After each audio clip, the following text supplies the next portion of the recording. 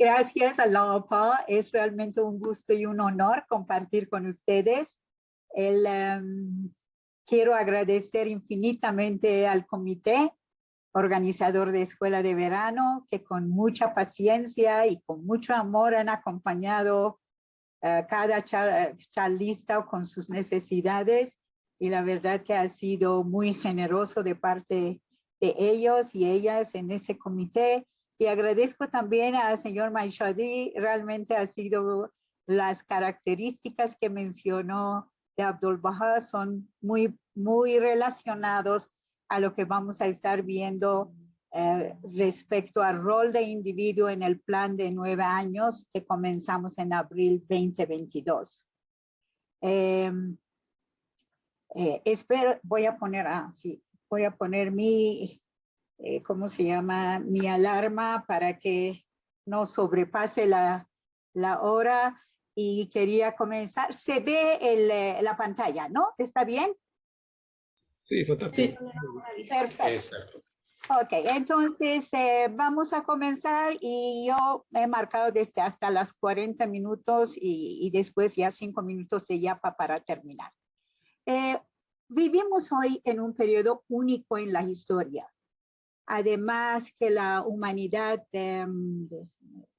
eso desaparece, ok. A medida que la humanidad emerge de la niñez y se acerca a su madurez colectiva, la necesidad de una nueva comprensión de las relaciones entre el individuo, comunidad y las instituciones de la sociedad se vuelven más apremiantes. Esos 3 protagonistas principales del plan de 9 años, en un horizonte más amplio de los escritos sagrados, en realidad son protagonistas de la construcción de una nueva civilización en continuo progreso, para que veamos realmente la importancia de cada uno y la relación dinámica entre cada uno. Con esa introducción quisiera presentarles los índices temáticos de esta tarde. El primero que vamos a comenzar ahora es sobre individuo, su rango y posición. Después pasamos al individuo y el plan de 9 años. Y al final quisiera compartir con ustedes sobre el individuo y el principio de imán. No estoy hablando de los imanes musulmanes, estoy hablando de Magneto. Entonces, de este principio, Abdul Baha lo enfatiza muchísimo respecto a poderes que pueden beneficiarse los individuos. Es importante lograr una idea clara respecto al rango y posición del ser humano, individuo humano, porque la historia de la humanidad refleja varias ideas y teorías respecto a la naturaleza, rango y posición del ser humano. Revisar realmente, muy brevemente, estas y conocer la visión de Baha'u'lláh al respecto ayuda mucho en la profundización y la comprensión del rol que tiene el individuo en ese 9 años, el plan de 9 años que comenzamos en abril. Como mencioné realmente muy brevemente, quisiera compartir con ustedes las ideas, teorías tradicionales que a veces lo llaman premodernas. En esa mirada basada en creencias religiosas, el valor, dignidad del ser humano está reconocido. Creado a la imagen y semejanza de Dios, es una, ¿cómo se llama? Y se basa en la existencia de Dios, esas ideas. Pero las prácticas de las comunidades religiosas contradicen a lo largo de la historia esos principios. La existencia de castas, la enterrar vivas a las viudas al lado de sus esposos, considerar inmundos o nayés a los seguidores de otras religiones, es la negación absoluta en la realidad de estas verdades espirituales. Al mismo tiempo, en la historia de las religiones, vemos que en nombre de Dios, entre comillas, se ha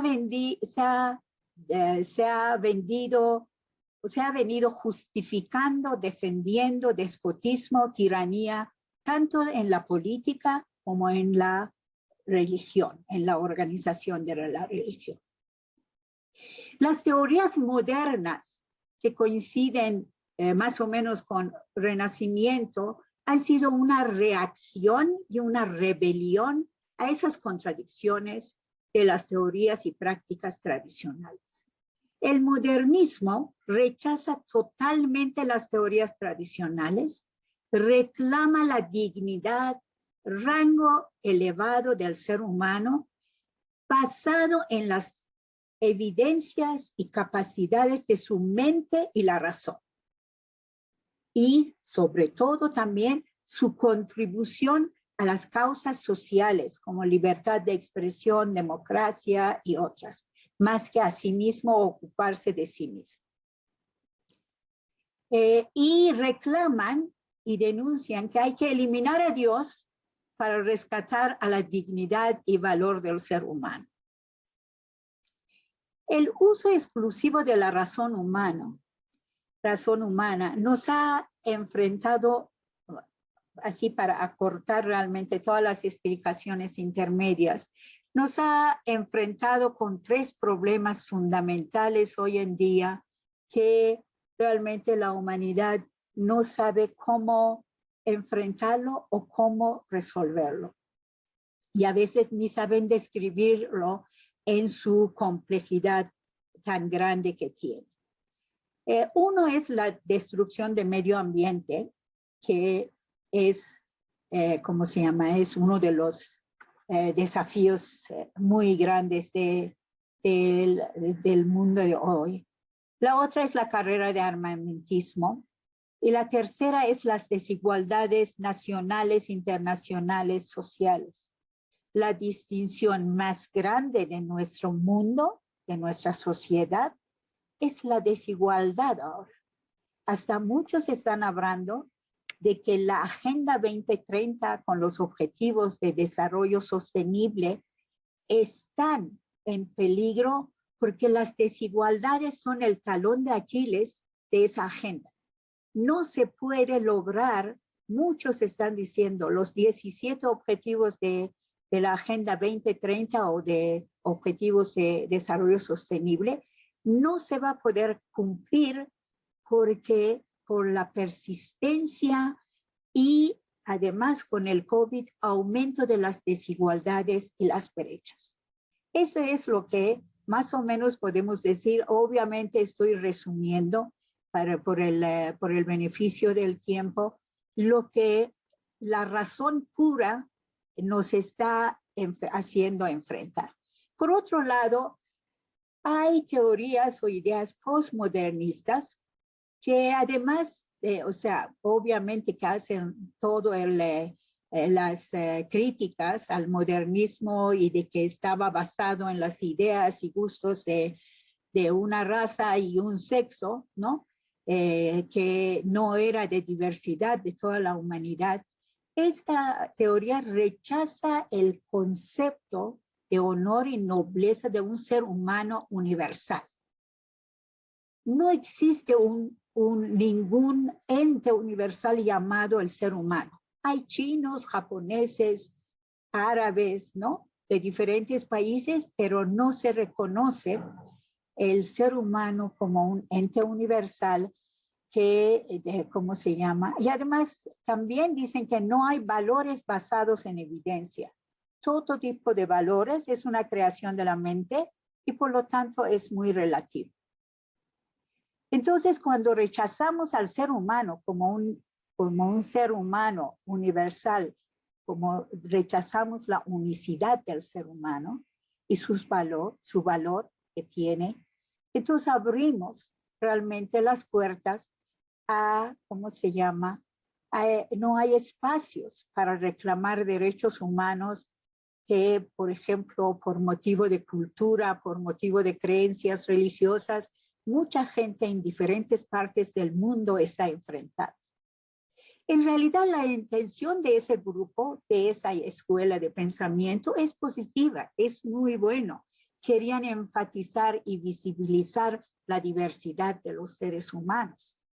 Pero, lamentablemente, ha fomentado movimientos extremos de racismo, fanatismo religioso que están llevando nuestro mundo a un incendio colectivo. Y la verdad, esa frase no lo veo exagerado, porque lo que estamos viviendo en diferentes países del mundo es una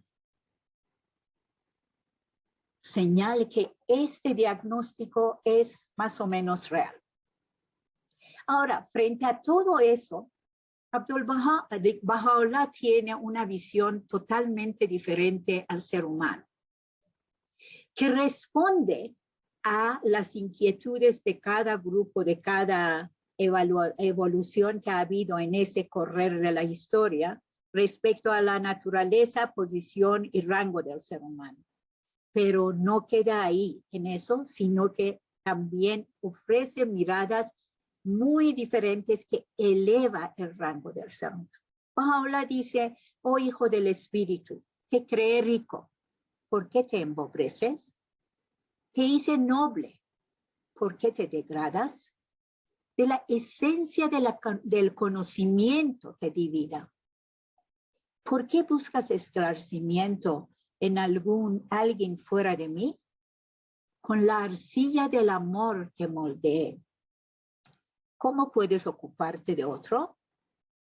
Vuelve tu vista hacia ti mismo, para que me encuentres dentro de ti, fuerte, poderoso e independiente de todo.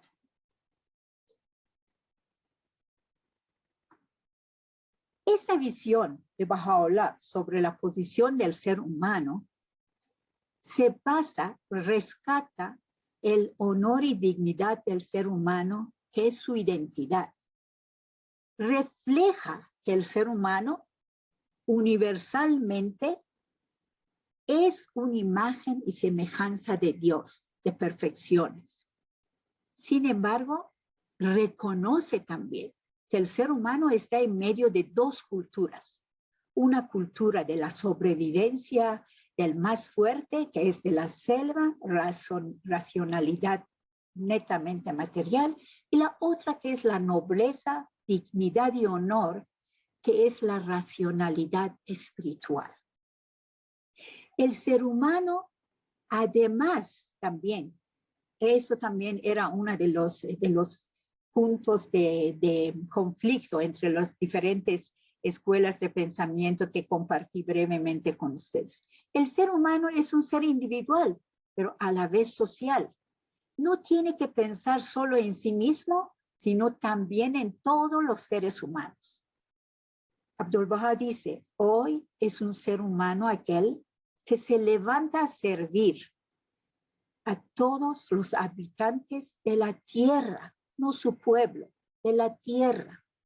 Entonces, el significado del ser humano adquiere una definición que va más allá de las limitaciones de las ideas tradicionales, modernas y postmodernas.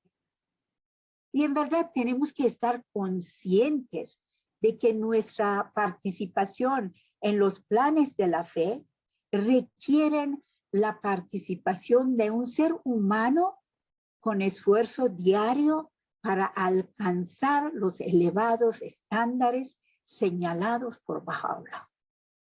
Eso es muy importante.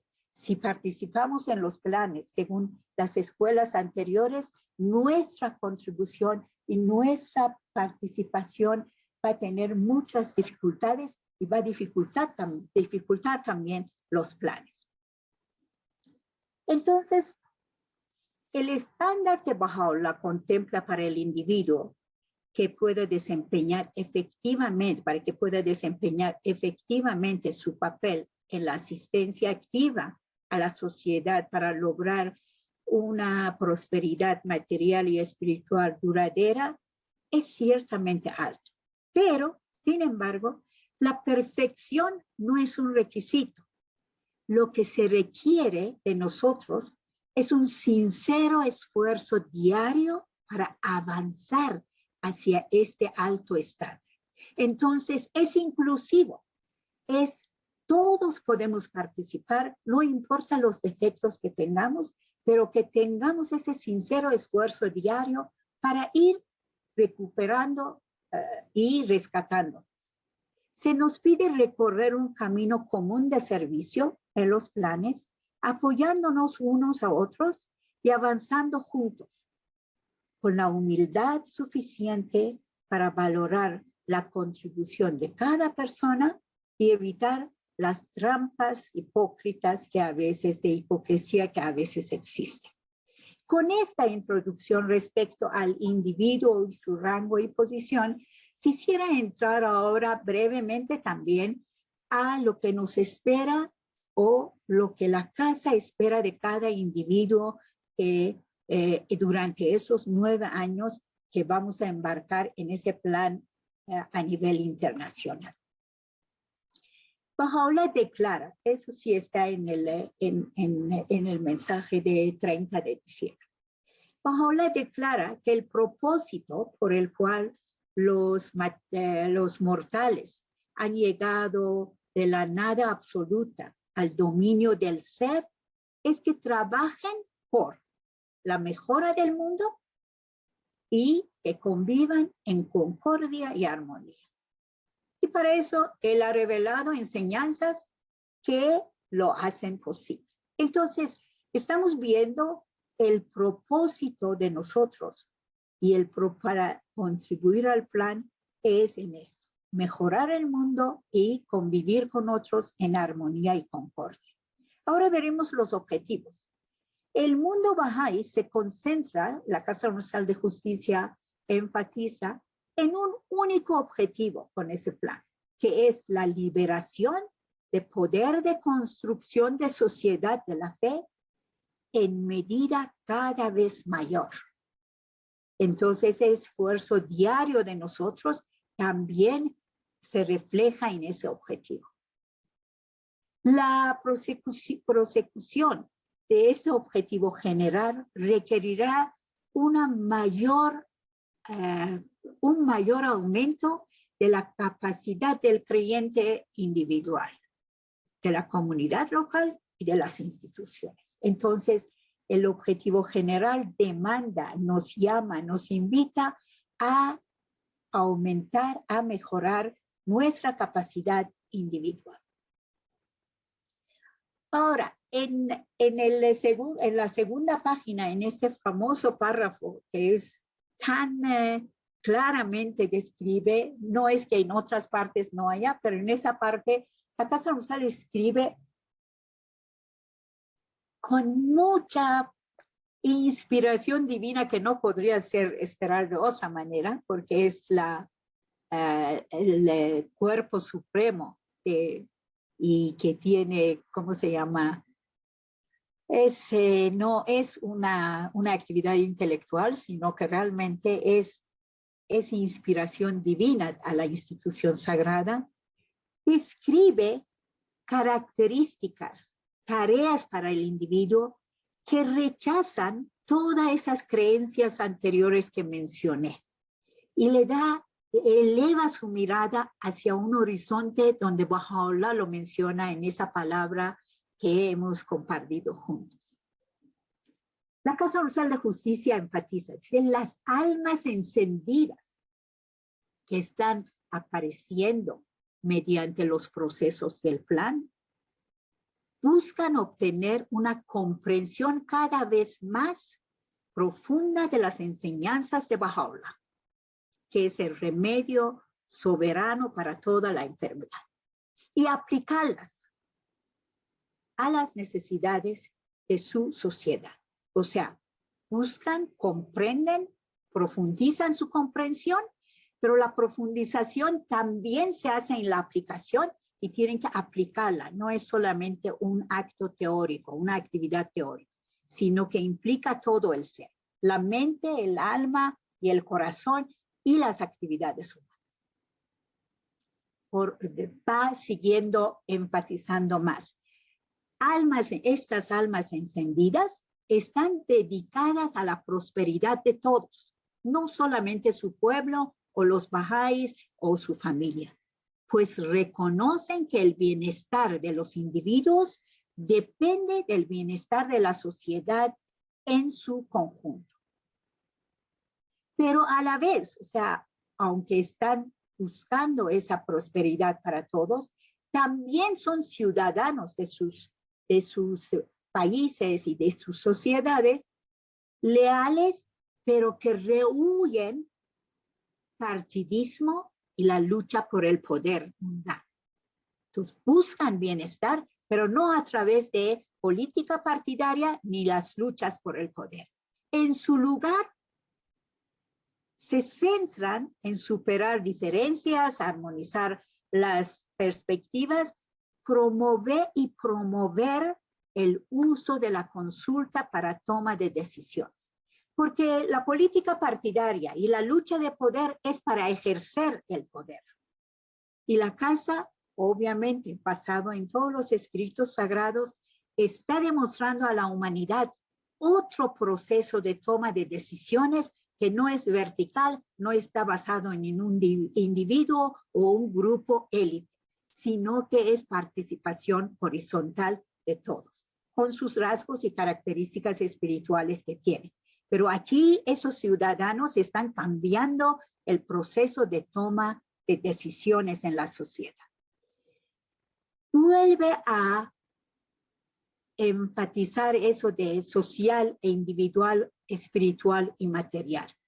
Estas almas encendidas destacan las cualidades y las actitudes como confiabilidad, la cooperación, la tolerancia, que son los componentes fundamentales de un orden social estable.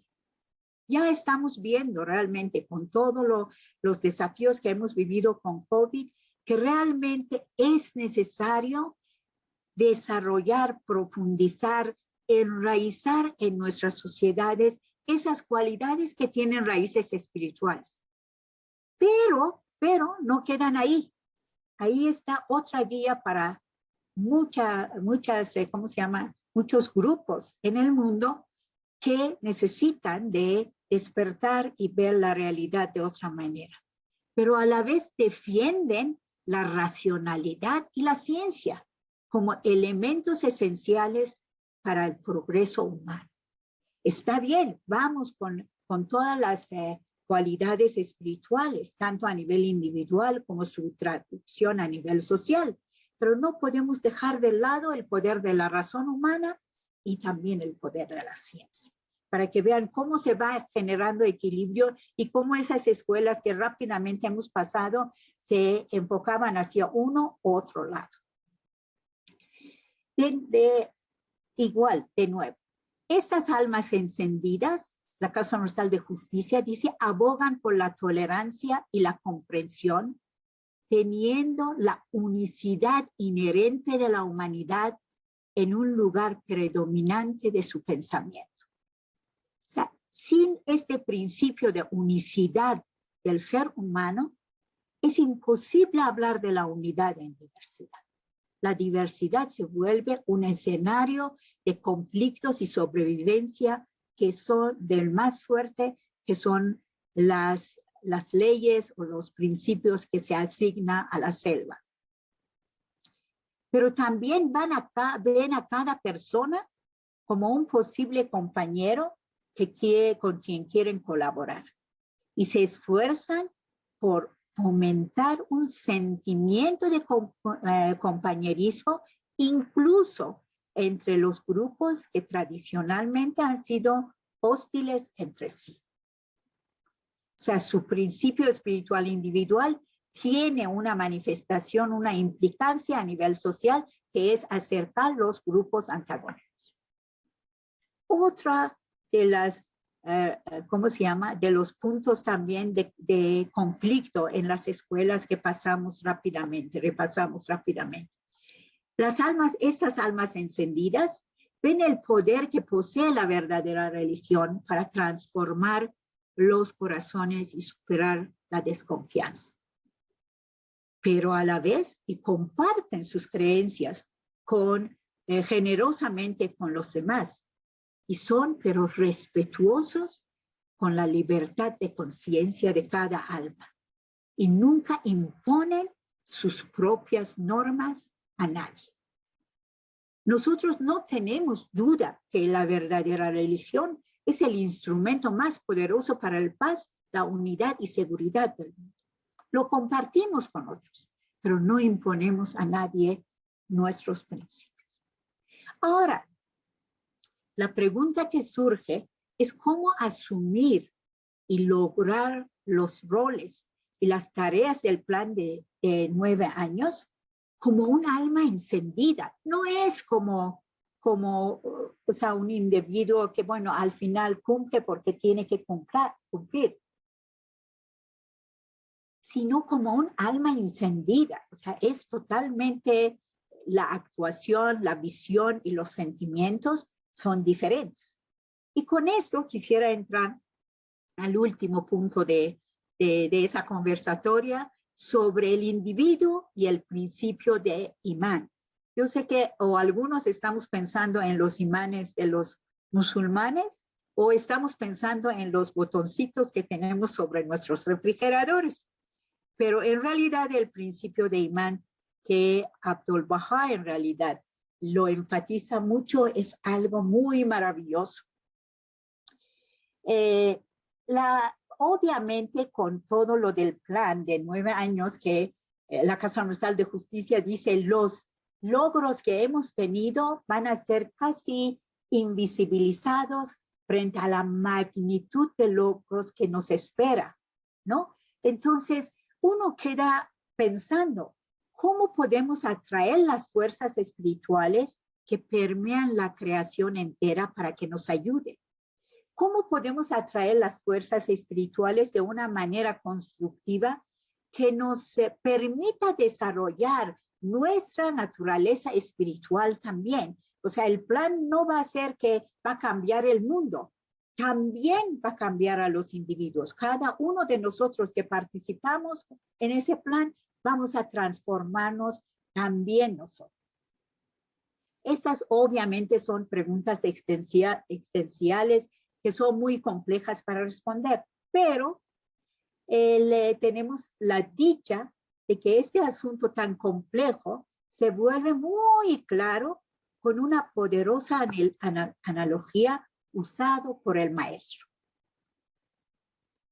El principio de imán está en una de las charlas, contestaciones de Abdu'l-Bahá en Akka, que es el libro que conocíamos como contestación a unas preguntas. Es el número 52. Abdu'l-Bahá ahí explica sobre la mesa del almuerzo. Cuando los elementos físicos se reúnen y combinan entre sí conforme al orden natural y con la mayor perfección, se transforman en un imán para el espíritu. Y el espíritu se manifiesta ahí con todas sus perfecciones. Eso es una fórmula poderosa espiritual de fuerzas misteriosas que va más allá de la lógica material. Lo vamos a ver. De nuevo, por favor, voy a leer más para mí que para ustedes, pero para empezarlo más. Cuando estos elementos físicos se reúnen y se combinan entre sí conforme al orden natural y con la mayor perfección, se transforman en un imán para el espíritu. El espíritu se manifiesta ahí con todas sus perfecciones. Entonces tenemos la fórmula. Ahora vamos a ver Abdu'l-Bahá también en todo, aunque el principio de imán está en los escritos de Baha'u'lláh también, obviamente, pero quien lo enfatiza y lo desarrolla y lo vuelve visible es Abdu'l-Bahá. Abdu'l-Bahá habla de varias cosas que es como combinación, es resultado de esa fórmula. Abdu'l-Bahá habla de que tener fe y servicio son imanes, tienen propiedad, cumplen ese principio de imán. Oh siervos de Dios, dice Abdu'l-Bahá, la fe es el imán que atrae la confirmación del misericordioso. El servicio es el imán que atrae las fuerzas celestiales. Espero que logres ambos. Entonces nos está diciendo que tanto tener fe como el acto de servicio cumplen esa fórmula misteriosa divina para atraer fuerzas espirituales. Entonces, durante el plan de 9 años tenemos que tener acceso a todas esas fuerzas espirituales. Por otro lado, Abdu'l-Bahá habla de oración y súplicas. La oración sin súplica no tiene el mismo sabor. La actitud de suplicar, de desprenderse, de únicamente pedir a Dios y rogar a Dios, tiene un efecto liberador y misterioso en el alma humana. Porque al final muchos dicen, ¿y qué hay en sus oraciones y lo que lean? Son palabras que están en todos los diccionarios también, o las poesías. Pero bueno, no están muy conscientes de eso.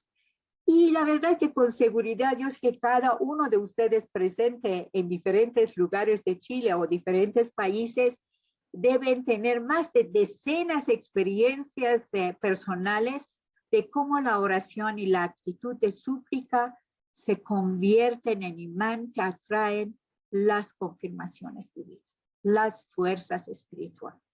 Y además, qué privilegio realmente de vivir tan cerca, todos ustedes, a un templo continental, si el mismo templo Abdu'l-Bahá dice que es un imán de atracción de las confirmaciones divinas y de atención de las masas a la fe. Entonces, orar y servir alrededor del templo, la verdad que es un triple imán.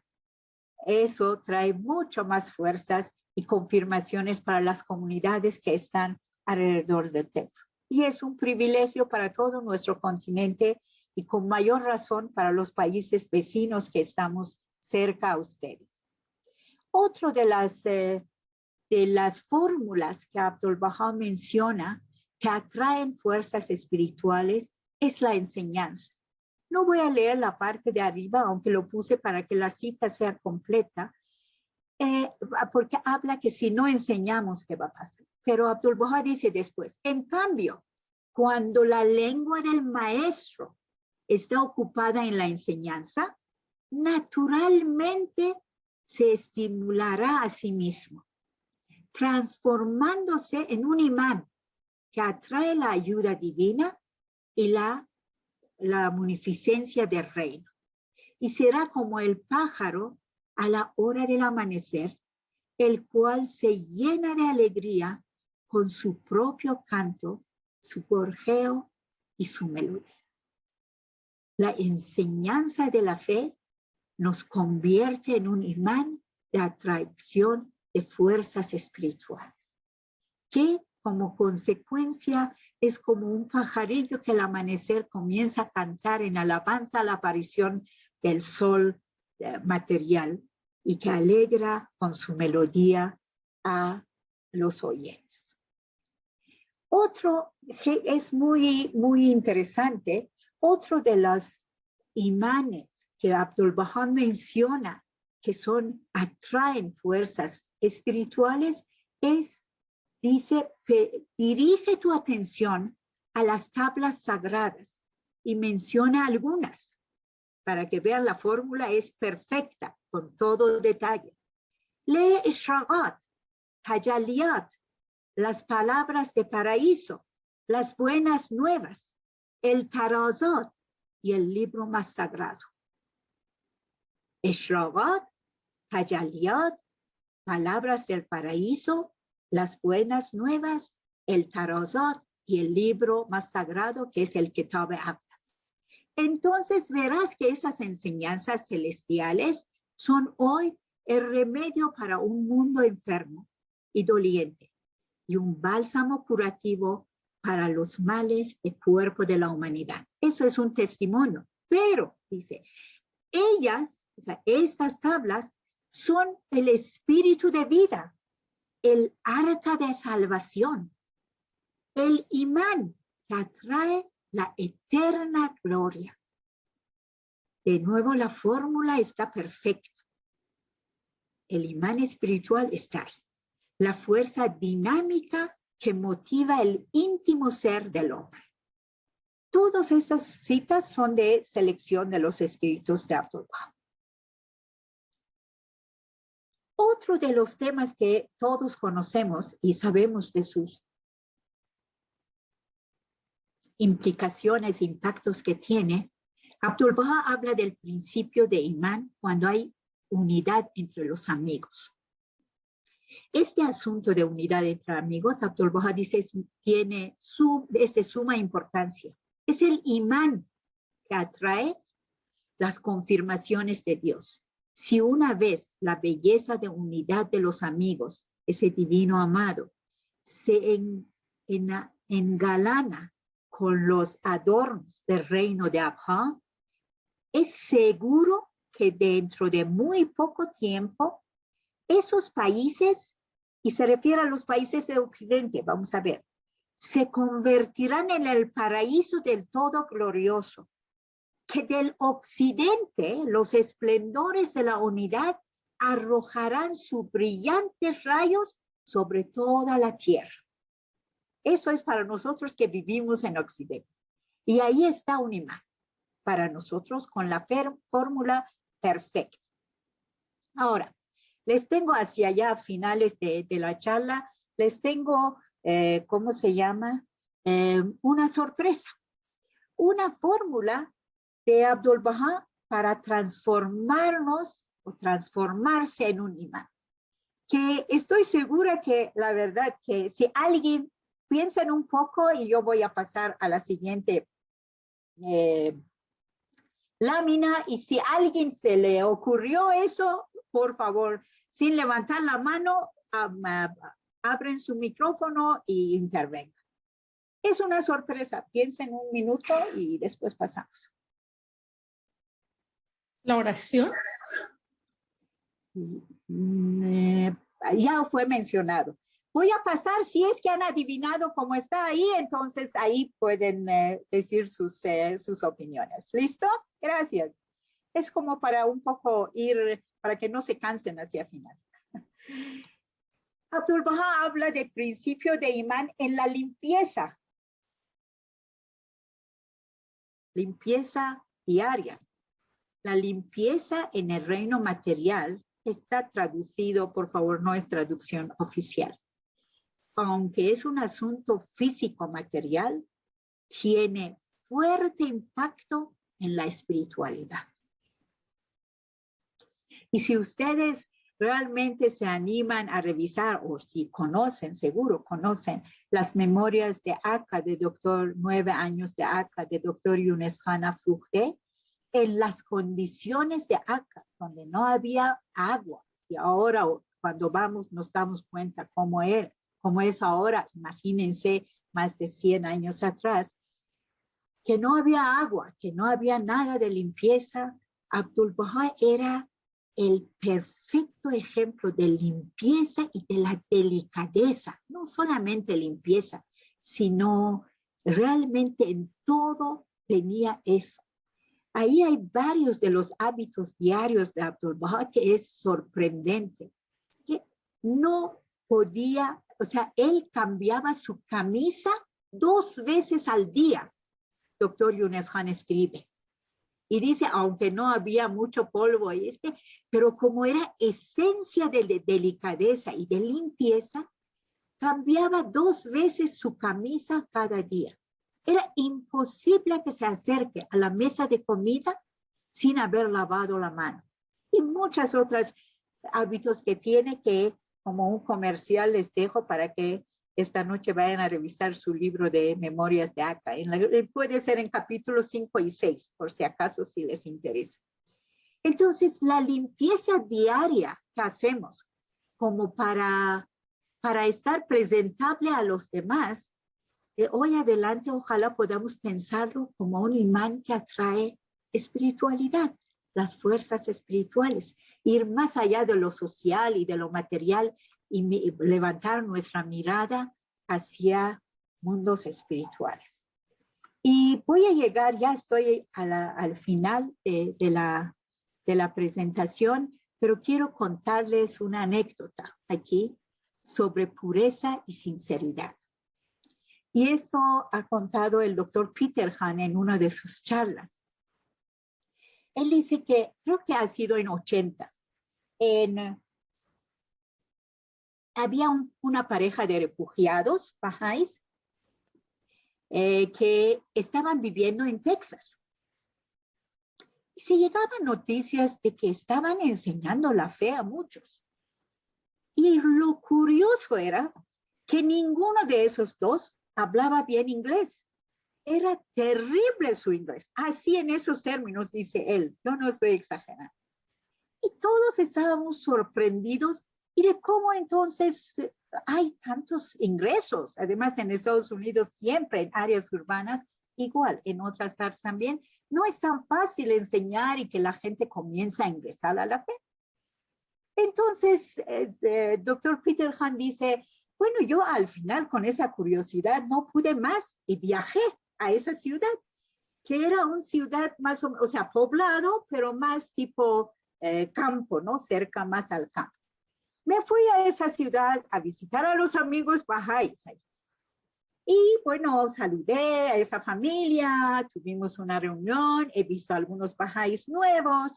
Y entonces me acerqué a uno de ellos y le dije, qué bien que usted es bahá'í, cómo conoció la fe, cómo aceptó ser bahá'í. Y él comenzó a contar, sabe que esos amigos, esos dos amigos refugiados bahá'ís aquí, salen de la puerta de su casa y vienen al borde de la calle, o sea, que era como más o menos como una carretera, y tienen un cartel, como sí, un pancart que tienen, y ahí invitan a pararlos. Mucha gente piensa que ellos necesitan dinero, entonces les echan monedas y se pasan. Pero yo paré más adelante y él corrió hasta mi auto, bajé la ventana yo y él comenzó a hablarme de la fe.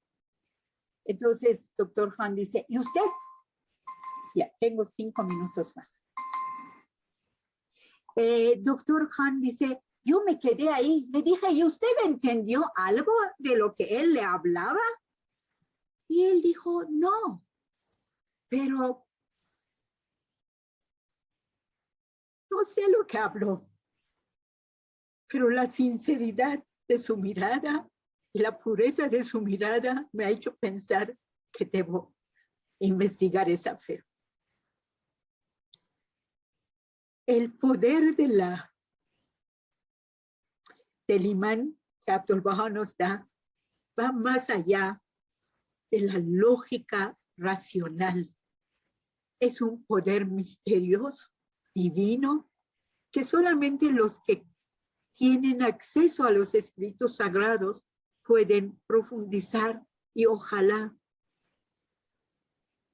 usarlo durante los 9 años del plan de 9 años. Gracias.